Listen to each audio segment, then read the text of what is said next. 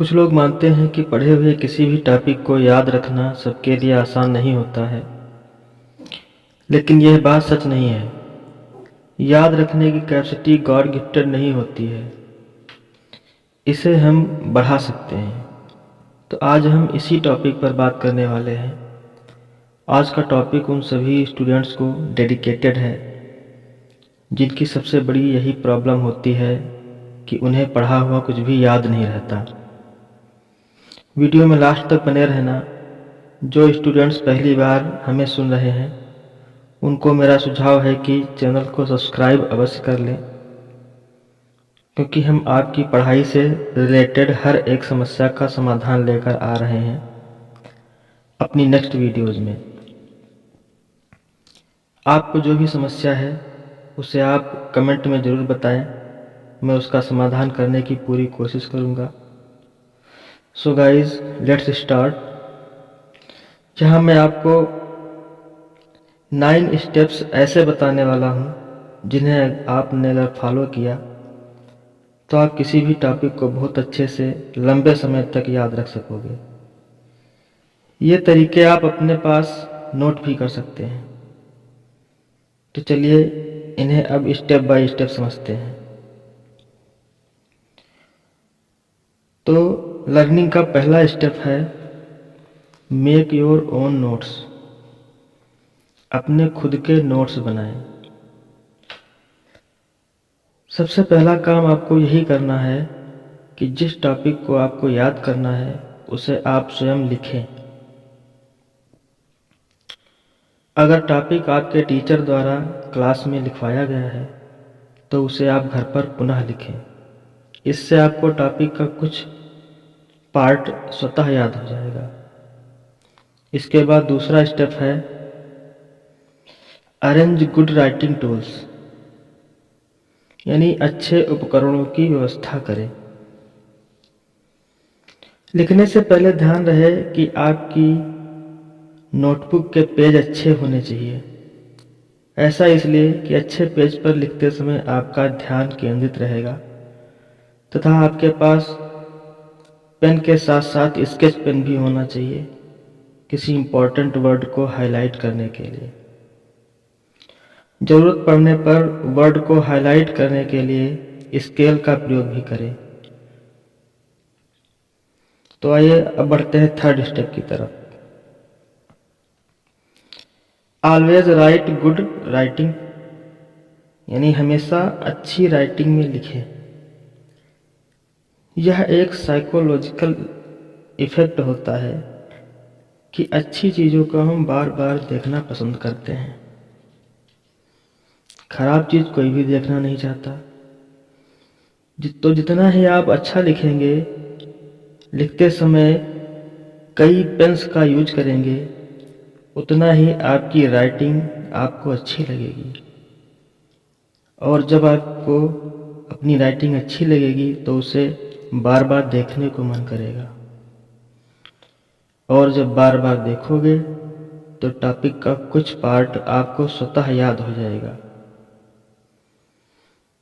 तो इस तरह गाइस बढ़ते हैं फोर्थ स्टेप की तरफ, और वह है right after reading the complete sentence. पूरा वाक्य पढ़ने के बाद लिखें। लिखते समय कुछ स्टूडेंट्स एक एक वर्ड को देखकर लिखते हैं। यह तरीका बिल्कुल गलत होता है। आपको टॉपिक का एक एक वाक्य देखकर लिखना है। मीन्स एक पूरे वाक्य को पहले ध्यान से पढ़िए, फिर उसे ध्यान केंद्रित करते हुए बिना देखे हुए लिखिए। इससे क्या होगा कि आपका टॉपिक आपको कुछ हद तक कंठस्थ हो जाएगा।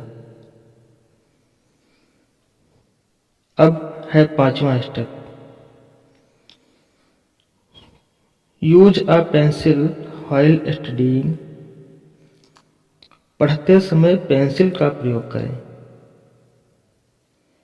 यहाँ तक तो रही लिखने की बात।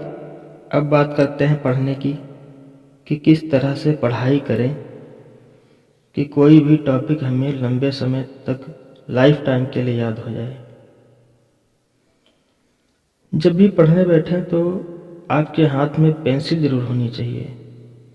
जो भी वर्ड या सेंटेंस आपको ज़्यादा इम्पोर्टेंट लग रहे हों उन्हें पेंसिल से अंडरलाइन करते हुए पढ़ें।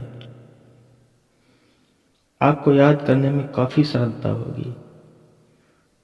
याद करने का छठा स्टेप होता है सिट ऑन अ स्टूल और मैट व्हाइल स्टडीइंग।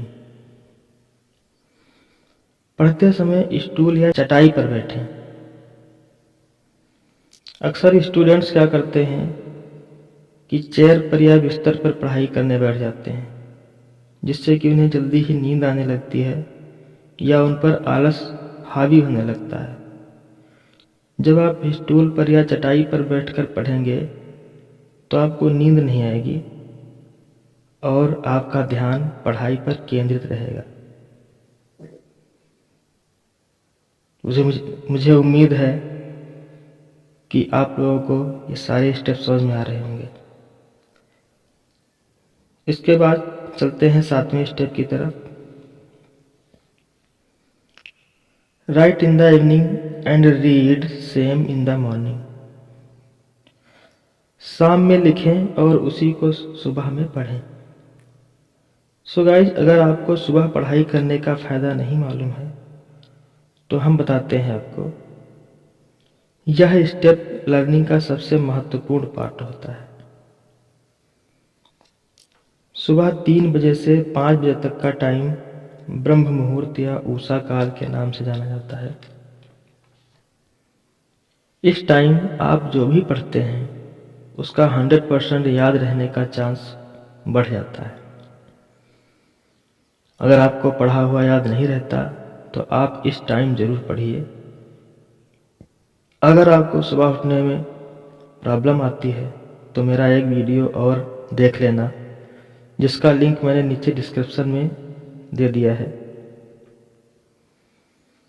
तो साथियों, अगला स्टेप है फोकस योर अटेंशन। अपना ध्यान केंद्रित करना। जिस प्रकार एक बर्तन में ऊपर तक चावल के दाने भरे हुए हैं तो उसमें अगर सरसों के दाने भरना चाहो तो वह बाहर ही जाएंगे। उसी तरह जब तक हमारे माइंड में दूसरी फालतू की फीलिंग्स भरी रहेंगी तब तक पढ़ाई से संबंधित कुछ भी याद नहीं होगा। जिस प्रकार सरसों के दाने भरने के लिए बर्तन को चावल के दानों से खाली करना पड़ेगा, उसी प्रकार स्टडी मटेरियल को माइंड में भरने के लिए उसे पहले फालतू की फीलिंग्स से खाली करना होगा। मीन्स अपने माइंड को कंसंट्रेट करके पढ़ाई करनी होगी। अब लास्ट स्टेप है repeat a topic over and over. एक टॉपिक को बार बार दोहराना लर्निंग का सबसे महत्वपूर्ण पार्ट होता है। यह एक ही टॉपिक को याद होने तक बार बार पढ़ना।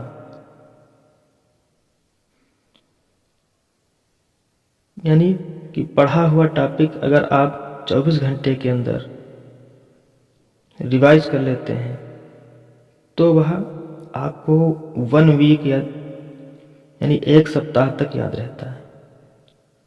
अगर सप्ताह के अंत तक उसे आप फिर से एक बार पढ़ लेते हैं तो वह आपको 21 दिन तक याद रहता है।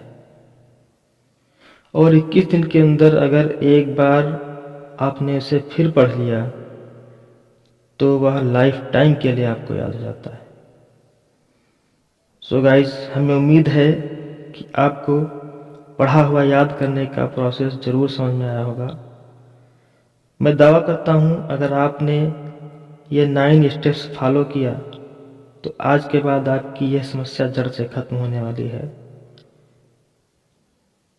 So take care, wish you all the best.